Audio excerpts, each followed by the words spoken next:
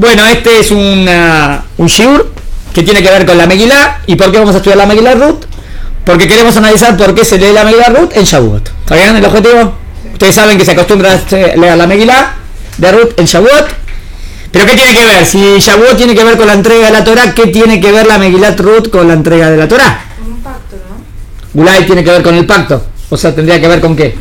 ¿Qué pacto? ¿Y qué tiene que ver Megilá Ruth? O sea, que Ruth entró en el judaísmo. ¿Esa sería la idea? Igual que nosotros también hicimos conversiones ese día. O sea, todos pasamos. Es como que toda Israel entró en el pacto. Ar Sinai entra en el pacto. Y Ruth entra en el pacto.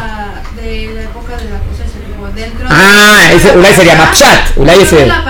También se habla del tema de la cosecha. Y Shavuot tiene que ver con la cosecha. Y Ruth también habla del tema de la cosecha. Segundo tema. Muy bien. Tercero es el que va a decir acá el Ram. Vamos a leer el artículo. Es una que fue desgrabada. Está muy bueno el shiur. Vamos a estudiarlo. ¿Está bien? Vamos a profundizar. Dice. Empezamos. ¿Tiene la hojita? Dice así. ¿Hay un midrash? ¿Quedaron hojitas ahí o no? ¿O tengo que pasar? Yo debí para allá. Pero vamos a dejarlas ahí para que si vienen chicas les agarran. Entonces las dejamos allá. Y también lo dejamos ahí cuando vienen. La dejamos ahí adelante. Entonces cuando viene una chica la agarra. Solamente ahí va una hojita para vos. Vamos, leo. Hay un midrash, que son los midrashim, palabra de los jajamim al respecto de Pesukim, ¿no? En el midrash Lekach Tov, ¿escucharon Lekach Tov? Lekach Tov es como un lekach, una enseñanza linda, una enseñanza buena, en el que se preguntan los jajamim por qué se lee precisamente la Megilá Ruth en Hag HaShavuot. Ustedes ya dieron dos respuestas, acá va a haber una tercera, van a ver. ¿Por qué se lee el libro de Ruth en Hag HaShavuot? La respuesta es que la Megilá Ruth es Zot Kula Gesed. Dijeron la Megilá Ruth es Zot, esta, es Kula, es completamente Gesed. O sea, si vos lees la Megilá Ruth, podés aprender lo que significa Gesed. ¿Acá me siguieron? ¿Y qué tiene que ver con Shavuot? ¿Por qué voy a leer la Megilá Ruth que habla de Gesed en Shavuot? Ahora miren lo que dice. Está basada en Gesed. Toda la Megilá es Gesed. Beatorá Kula Gesed.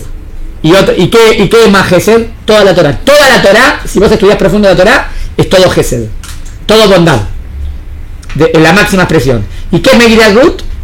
Todo Gesed. O sea que ¿cuál fue el link que vieron? Es que si vos querés analizar lo que es el Gesed de la Torá y querés analizar el Gesed de Megilá Ruth, ahí tenés en común. ¿Entendió la tercera expresión? La primera que dijimos es por el pacto. Esta sería como una agregado a la primera, ¿no? Bueno, ¿y qué es el pacto? ¿Qué es la Torá? Completamente Gesed. Y los dos libros encontrás Gesed. ¿Hasta acá me siguieron? Sigo. Tenemos que definir qué significa Gesed, ¿está bien? Va. Y también la Torá, toda la Torá es Gesed. La esencia de la Megilá es Gesed y la esencia de la Torá también es Gesed. Bondad, amor. Shenemar, como está escrito, Betorat Gesed al Leshonah. Y esto, como decimos, Nitna de Hag HaShavuot. Y la Torá fue entregada en Shavuot. O sea que la relación que encuentran los sabios estricta y esencial entre la Torá y la Megilá es el Gesed. Ahora, ¿qué significa Gesed? ¿Cómo definirían Gesed ustedes? Bondad. Completamente. ¿Qué diferencia hay con Tzedakah? Porque Tzedakah viene de la palabra Tzedek, que es justicia. Es justicia. Pero cuando yo doy a un aní no estoy haciendo bondad. Cuando doy a un pobre. Pero una cosa es darle a un pobre y otra cosa es ir más allá de bueno, eso es. Tenemos que ver. Vamos a ver tres palabras. En Moreh Nevuchim hay un capítulo para ver tres palabras. Gesed, Tzedakah y Mishpat. Interesante, las tres palabras son claves, ¿no? Tzedakah estás obligado, Gesed no. Muy bien. ¿Y Mishpat? Mishpat. Estoy obligado también. Está obligado. Entonces hay que ver la diferencia entre Mishpat y Tzedakah también. Sí. Bueno, vamos a ver. Vamos a leer. El Gesed estricto, extremo, completo, que podemos encontrar también en la Torá y también en la Megilá. El tema, como se dan cuenta, es un tema serio, es un tema profundo. Se me ocurrió esta noche mostrarles el capítulo 53 de la tercera parte del Guía de los Perplejos de Rambam, Moreh Nevuchim. Se ocupa de aclarar tres conceptos que también nos van a servir a nosotros para el estudio de esta noche. Lo voy a leer. El presente capítulo se contrae a la explicación del sentido de tres palabras que es preciso denuclear, de enseñar. Los términos Gesed, Mishpat y Tzedakah. ¿Entienden por qué Rambam haría un capítulo de Moreh Nebuchim ubicado al final del libro sobre estas tres palabras? Porque son conceptos claves del Tanakh. ¿Y por qué no lo puso al principio del libro? Porque al final.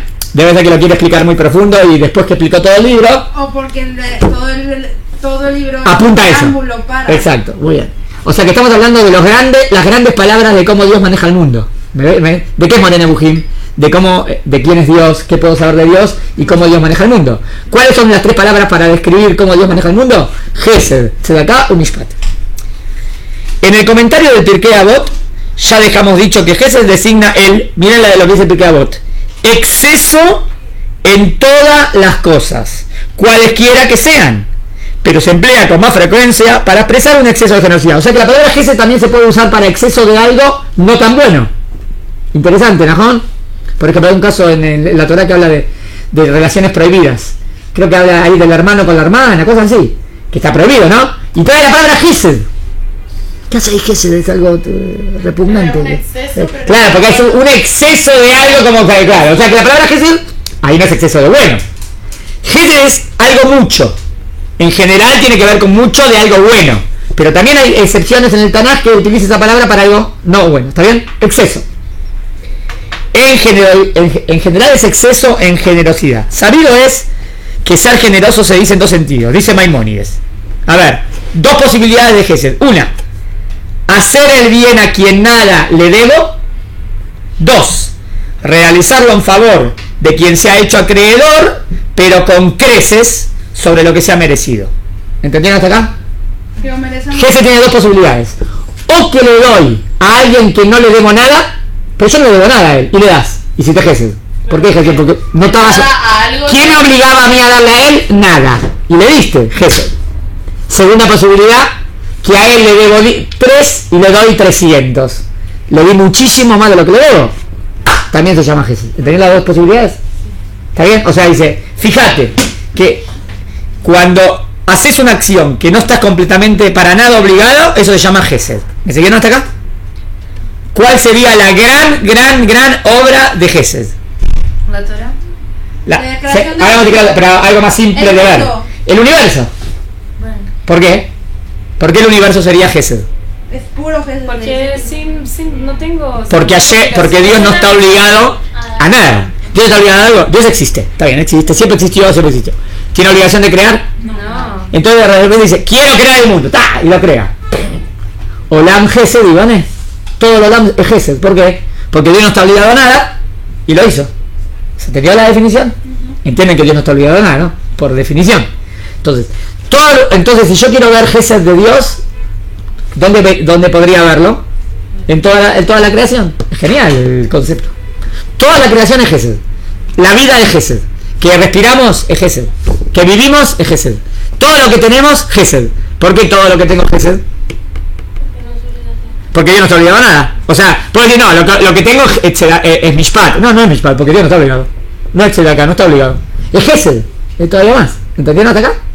Bueno, es grande la palabra, ¿no? O sea, según Ramjal, Rabbi Moshe Chaim Luzzatto, y Hashem hizo el mundo para hacer Gesed. Hasta tal punto, lleva la palabra esta a la máxima expresión. Me está diciendo como el sentido del mundo. ¿Cuál es el sentido del mundo? Gesed. ¿Dónde ves el sentido del mundo Gesed? Porque Dios no estaba olvidado y lo hizo. Es todo dar. ¿Te entendías acá? Sigo. No sé, escuché la grabación. Dice, en los libros proféticos, en el Tanaj, emplean con mayor frecuencia el término Gesed en la primera acepción. O sea, ¿cuál es la primera? Hacer el bien a quien nada se debe. Que se refiere a hacer el bien a quien nada se debe. Pero no todo beneficio que viene de Dios se denomina Gesed. Según se dice, cantaré mi misericordia por los beneficios de Hashem, y por tanto también todo el universo, quiero decir, su creación por Dios, se designa con Gesed. Tal como está dicho, por la bondad divina el universo ha sido construido, lo cual se interpreta que la formación del universo es un beneficio. Voy a explicar, voy a resumirlo porque veo que si no vamos a extendernos. Primero lo digo yo, ¿está bien? ¿Qué sería Tzedakah? Tzedakah viene de Tzedek, ¿no? Sí. Pero si viene de Tzedek, que significa justicia, entonces ¿por qué llamas Tzedek a darle a un pobre? A una persona pobre le doy dinero. ¿Por qué lo llaman tzedakah? Es lo que... ¿No es algo que estoy haciendo de más completamente? No. ¿Que no estoy obligado? No. ¿Qué me obliga a darle al aní? La Torah. Lo que me... Bueno, pero está bien, porque la Torah, pero todo lo que la Torah dice estoy obligado a hacer. Si no fuese porque la Torah lo dice, ¿qué sería darle a un aní? ¿Gesed o tzedakah? Igual sería tzedakah. Porque ¿qué me obliga a darle al aní? ¿Qué me obliga? La injusticia. La injusticia, la moral. La moralidad. La moralidad, bien. Todo lo que la moralidad me obliga, si vos tenés mínima moral, le das a un pobre, ¿no? Lo que la moral te obliga se llama tzedakah. ¿De qué palabra viene? También viene de tzedek, porque es como que es justo que haga eso. ¿Hasta acá me siguieron? Ahora hay que ver la diferencia con mishpat. O sea, darle a un aní sería tzedakah, porque se espera de mí que a un pobre o a un necesitado lo ayude. Se espera, la moralidad me obliga, el tikkun midot, las midot me obligarían a hacer eso. Eso se llama tzedakah. ¿Yo puedo tener una conducta ética, moral, sin Torah? Es una pregunta más amplia, pero si se podría llegar, se podría.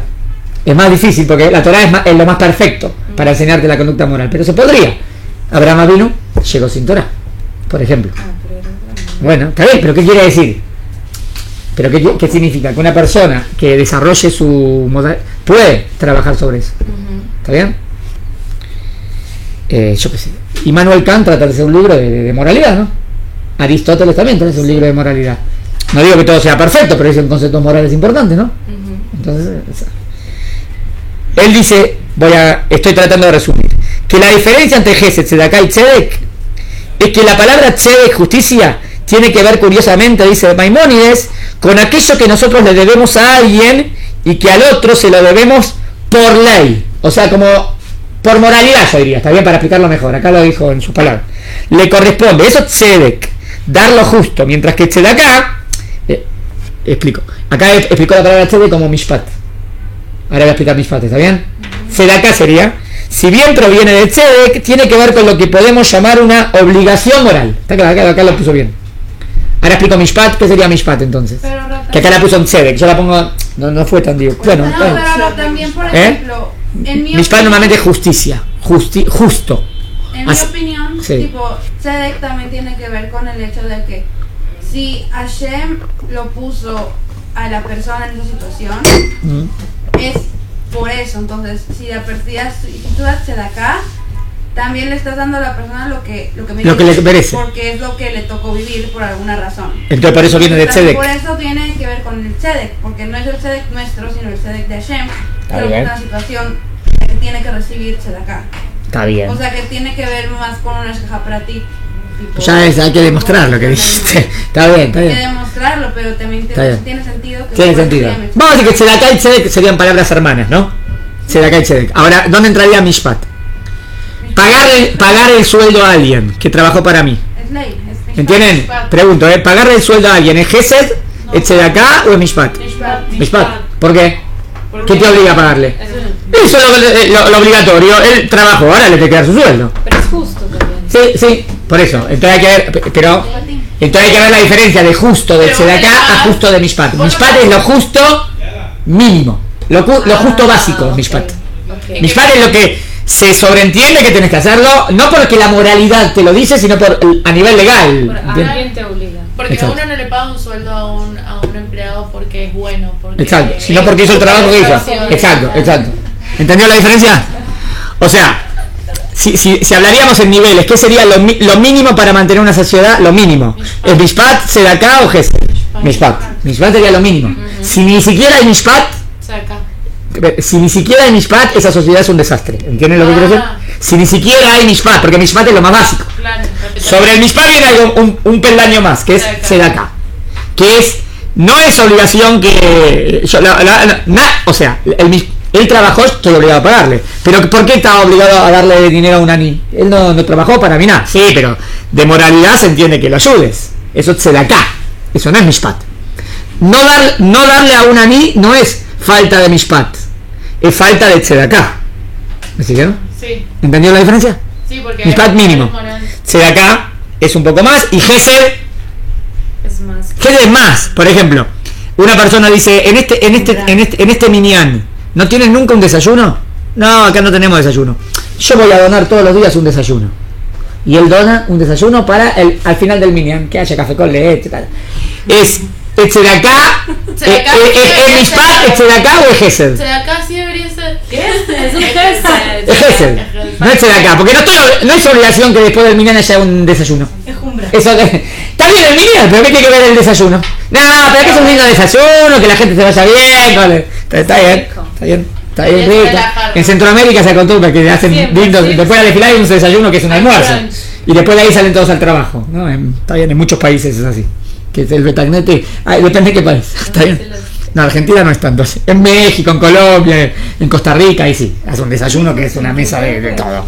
Parece una fiesta y después se va a trabajar. ¿Qué es una fiesta, Ron? Sí. ¿Qué es una fiesta? Ir a rezar. Ah, bueno, muy bien, está bien. Pero ahí todos los días en una fiesta. Todos los días. Hay todo tipo de comida, todo tipo. Está bien, Baruja. ¿Entendieron que entonces donar algo que no se...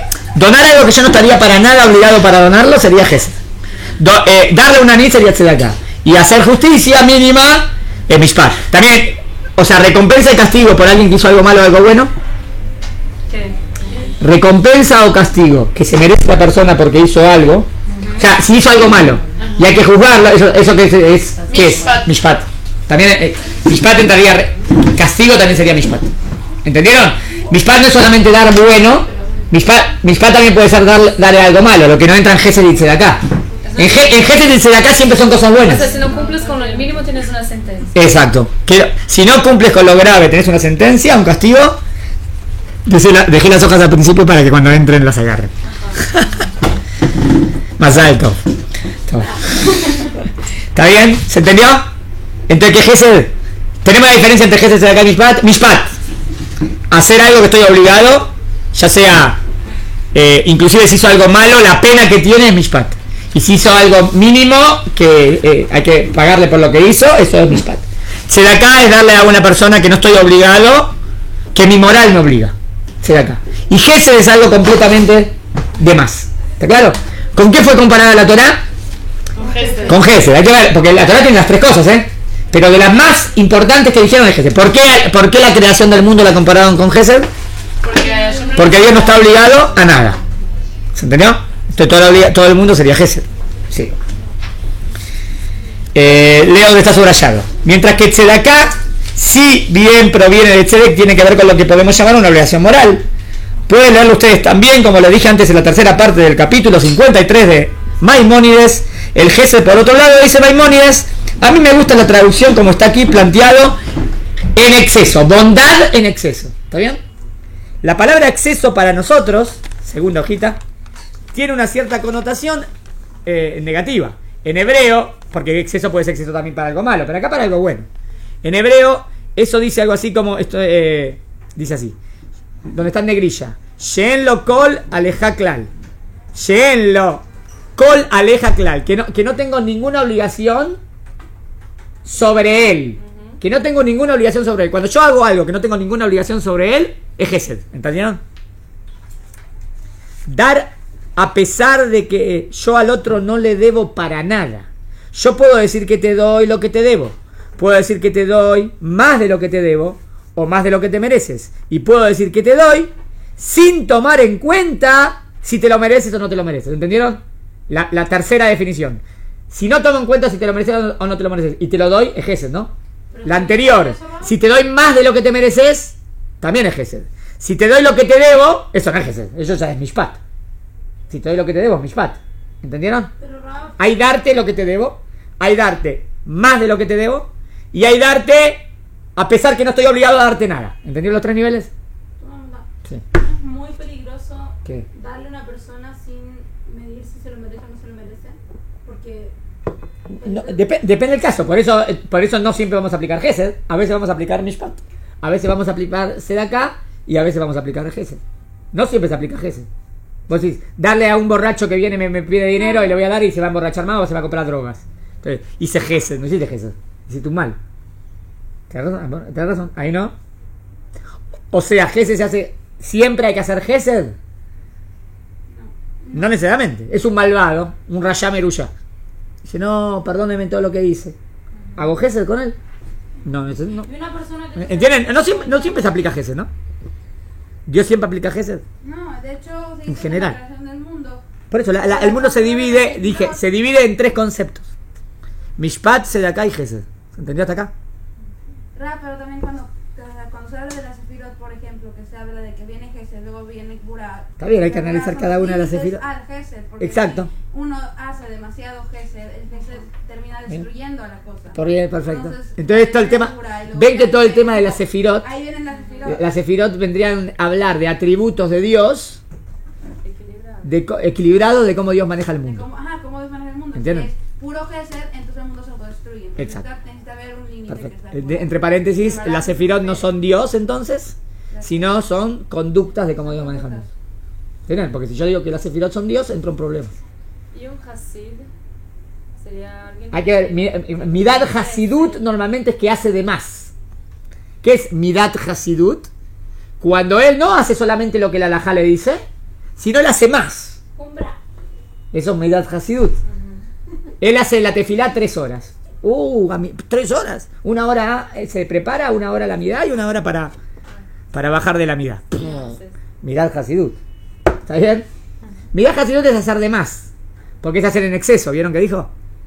Sigo. Quinto renglón. 1, 2, 3, 4, 5. La definición es extraña. Maimónides nos complica un poco la vida. Hacer Gesed según el Rambam. No está bien, Rambam con M. Rambam, Maimónides. Tiene que ver con el énfasis. Está puesta única y exclusivamente en el acto de dar. No está puesto en el receptor, en la calidad del receptor, en el nivel del receptor, en el grado del receptor, en el que se merece o se deja de merecer el receptor, sino es un acto de entrega absoluta. ¿Vieron? Gesed normalmente describe más lo que yo hago, más de lo que él se merece. No estoy en él, en él no, estoy en lo que yo hago. ¿Entendieron? Un acto de Gesed es hacer mucho, de más, algo grande. El ejemplo de esto clásico, que también lo vamos a ver en los libros místicos, tiene que ver con el concepto de Olam, Gesed y Bané. Olam, el mundo. Un mundo de Gesed construiré. ¿Entienden? Y Bané. Dios dice, un mundo de Gesed construiré. O sea que el mundo que es Gesed. O sea, el Teilim, Petet, el Teilim 89, donde los sabios dicen que el mundo fue creado como un acto de bondad, como un acto de amor, está escrito en los libros místicos y en este caso no podemos decir que el hombre se lo merecía. ¿Están de acuerdo? Podemos decir que el hombre se merecía que Dios lo cree. No, si no existía. O sea que entonces Dios creara al hombre, ¿qué fue? Gesed, si el hombre no se merecía. Y cuando nosotros venimos y preguntamos, y con justicia lo preguntamos, si cabe preguntarlo, ¿para qué nos informan que Olam, Gesed y Bané, que el mundo se construye en base al Gesed?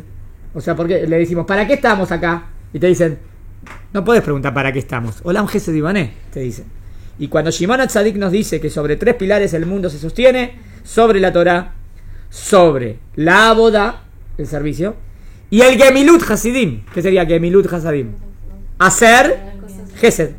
Y los actos de Gesed. Interesante. Acá también el mundo dijo se basa en tres pilares, ¿no? Habría que ver. Gesed es uno de los pilares. La pregunta es si es el más importante. ¿Está claro? Pero es uno de los 3. ¿Por qué nos informan esto? Siempre hacemos una pregunta bastante parecida y es, ¿acaso nos dicen eso porque nosotros estamos por crear un mundo? Nos están informando esto para que sepamos cómo se crea un mundo. Porque Dios dice, yo creo un mundo de Gesed. Y me dicen que vos fuiste creado Betzelem Elohim. Entonces, ¿qué tengo que hacer yo? ¿Yo también tengo que crear un mundo? ¿Cómo crear un mundo? ¿Tenemos que crear mundos? ¿Qué mundos creamos? El nuestro, perfecto. Ahí va. Nos están informando, Akadosh Baruj Hu creó al mundo con Gesed. El mundo se sostiene por el Gesed. Y yo tengo que saberlo. ¿Pero para qué?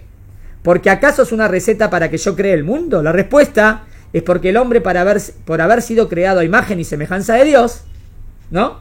Betzelem Elohim, tiene la posibilidad de construir mundos. Sobre este punto hay que aclarar. La gente piensa que el ser humano tiene la posibilidad de construir un mundo, piensa que como que todo lo que hacemos creamos mundos superiores. ¿Creamos Olamot en el cielo nosotros con nuestras acciones? Se dice así en la Kabbalah. ¿Cómo la entienden? ¿Cómo entienden esa frase que creamos Olamot o que nos metemos en los Olamot? Yo lo entiendo así. No es que estás creando mundos porque hay otros mundos ahí afuera y vos estás haciendo de ese mundo. Está hablando que nosotros somos los mundos. Como nuestro propio mundo. Exacto, ¿entienden? Nuestro propio mundo. Nuestro propio Olam Haba. ¿Entienden? Estamos creando nuestro propio mundo, porque nuestro propio mundo es nuestra propia personalidad, es nuestro propio Olam Haba, es nuestro propio ser. Y eso es lo que estoy creando. ¿Entienden? El Kibun de Rambam. El Rambam te explica que no es que vos estás haciendo otra cosa externa, sino más allá, que el cambio es interno. ¿Entienden? El efecto de las mitzvot, el efecto debe ser en mí.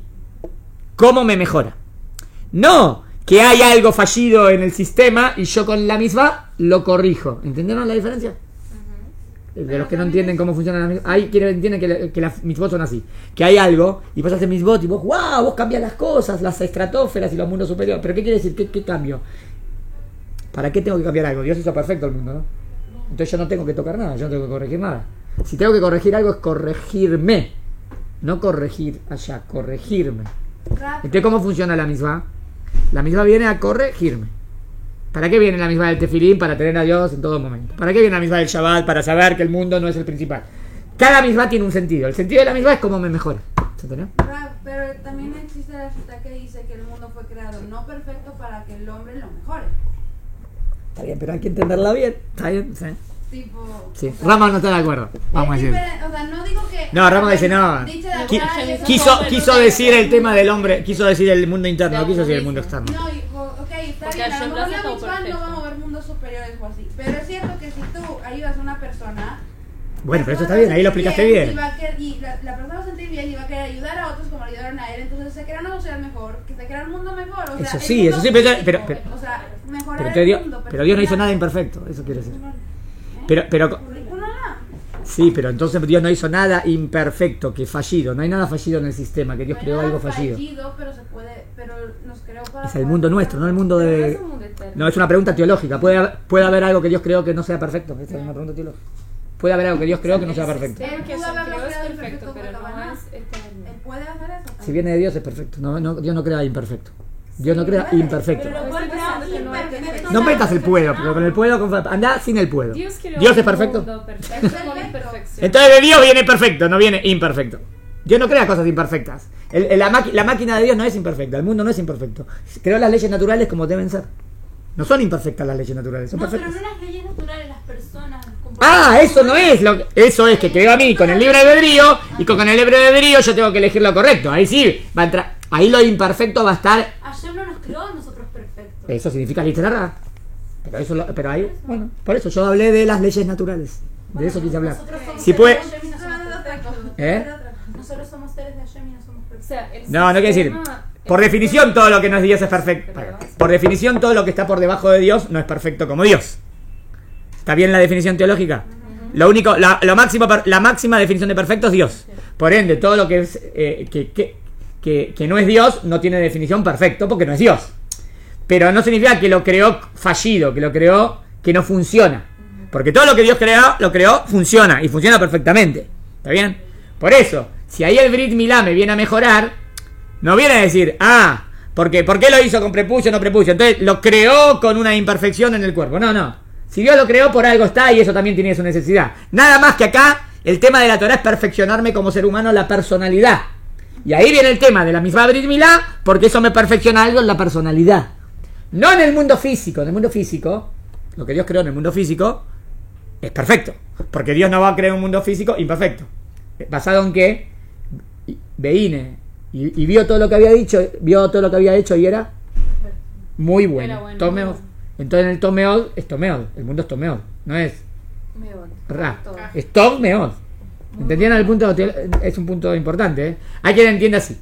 Que Dios creó un mundo. Que es verdad, nosotros somos socios de Dios. Ahora yo quiero explicar. ¿Somos socios de Dios para qué? Somos socios de Dios para que este mundo se mantenga perfectamente. Para mejorar el mundo también. Sí, el mundo moral, ético, no el mundo físico. Eso quiero. Hay dos mundos. Hay el mundo de la moral y la ética, que es el tema de la personalidad del ser humano, y hay el tema de las leyes naturales. No pongas en la misma bolsa las dos cosas. Las leyes naturales, las leyes físicas, causa y efecto, perfectas, como Dios las creó. No es que tiene una falla la ley perfecta. La ley natural no tiene falla. La moral y la ética, ahí entra todo el tema del Yetzer. Y cómo yo trabajo sobre mí mismo. Ahí está la imperfección. ¿Se entendió la diferencia? Pero algunos ponen todo lo mismo. Ese es el error. ¿Se entendió? No fuimos de tema. Entonces, o sea, todo lo que viene de Dios es bueno, eso quiero defender. No puede ser que venga de Dios y no sea perfecto. No puede ser. Porque Dios es lo más perfecto. Y todo lo que viene de Dios es perfecto. Que Dios te creó el Yetzer Hara, sí, para que vos elijas y elijas lo bueno. ¿Está bien? Está bien. Es lo que siempre decimos, que Dios no creó el Ra. Esto es lo que quiero decir. Es una pregunta teológica. Si Dios creó el mal. Si Dios no creó el mal. Entonces el mal no existe. No, el mal, lo que voy, entre comillas, el mal. ¿Cómo no? Dios no creó. No hay nada. Todo viene de Dios. Todo viene de Dios. Lo que Dios no creó el mal. El mal, entre comillas, que vos pensás que es mal, pero en verdad no es mal. Sí, eso viene de Dios. Porque todo viene de Dios. ¿Está claro? El mal, entre comillas, porque vos pensás que es mal, pero no es mal. Los demonios también los creó Dios. ¿Qué demonio? Yo no hablé de ningún demonio. Pero para mí el mal es simbolizado como demonio. Bueno, la Rama no dice, no hay demonios. No hay demonios, no hay fuerzas malignas. ¿Demonios como fuerzas malignas? Como sí. ¿Energías negativas? Como fuerzas malignas. ¿Fuerzas negativas independientes de Dios? No hay. Fuerzas malignas. ¿Una fuerza que pueda hacer algo malo? Sí. No hay. No puede haber. ¿Cómo Dios va a crear una fuerza maligna? Porque existen distintos niveles. ¿Para qué Dios va a crear una fuerza maligna? ¿Para qué? No entiendo. Porque, por ejemplo, también están los ángeles. Sí, bueno, está bien. Entonces no lo llamo fuerza maligna. Fuerzas que hacen la misión que Dios le creó que hagan. Entonces no es maligna. Que puede hacerle de alguna medida un daño. ¿No? Bueno. Malach Hamavet, el ángel de la muerte. Sí, es un daño, moriste.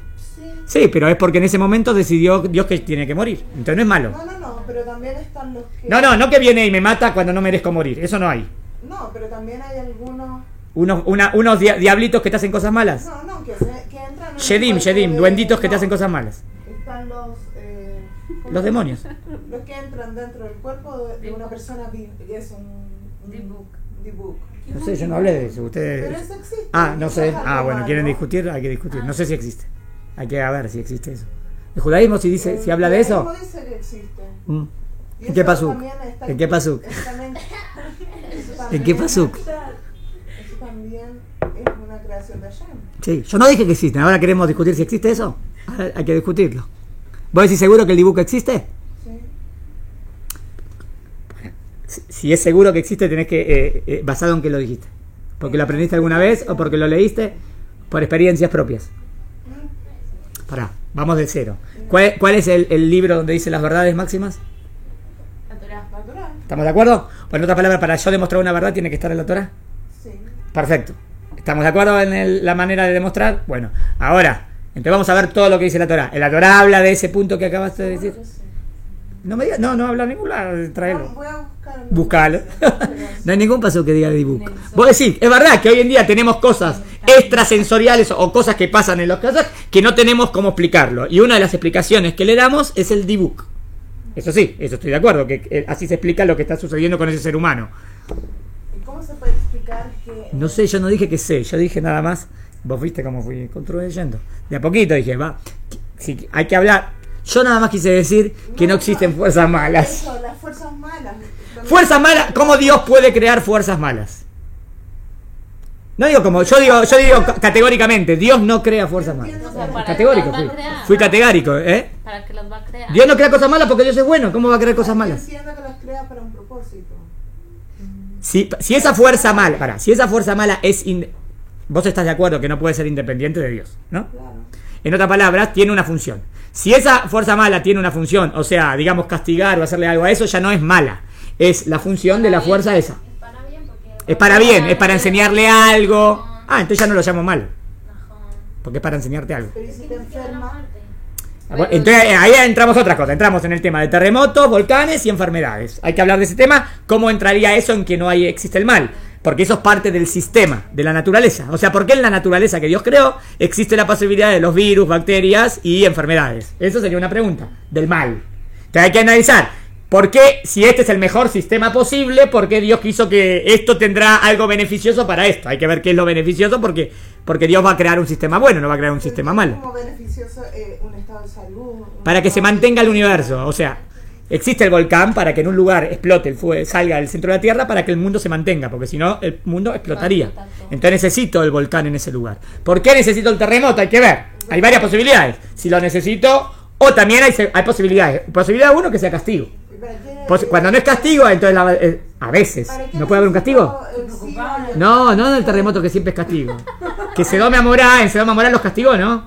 Con el fuego. Bueno, a veces puede ser. Y puede ser que no. No dije, yo no dije, no sé. Obvio que no sé, no sé, ahí no sé. Pero no significa que es parte, veo que en el ¿Eso es bueno? ¿Es un bien? Si puede ser, Si Hashem eso dice que tenemos que en ver. el mundo debe ser por algo. Hay que ver, hay Es que ver como el para punto. por qué el mundo existe con eso. Está claro. Eso, por algo, ese es el punto. Pero ese es un bien. Si es por algo y ese algo viene a enseñar algo al mundo, es un bien. Y Si viene a enseñar- Para esa bien. persona es un bien. El SIDA no lo quite, no lo pongamos porque el SIDA nació como una tergiversación del tema, entonces ahí no. Cáncer sería pregunta. Físico es un bien. ¿El qué? Claro, porque te está anunciando algo que el cuerpo Ulay un dolor, el dolor te está diciendo que hay algo malo, una infección para que te cures. Claro. Y aprendes de eso que tengo que reaccionar y tengo que ir a curarme, o no sé. Una persona Me está diciendo que tienes una infección, te empieza a doler la cabeza. Poner una- Mejor que te des cuenta para que te vas a curar. Que sangra y se muere.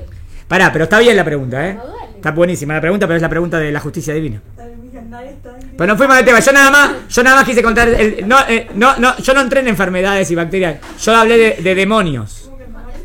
Yo quise decir que no hay demonios. El que quiere creer en los demonios, que crea en los demonios, yo no sé. Pero ¿para qué creer en cosas raras? El judaísmo es tan lindo y tan puro y tan bueno, ¿por qué creer en cosas raras? ¿Entienden? Es tan lindo.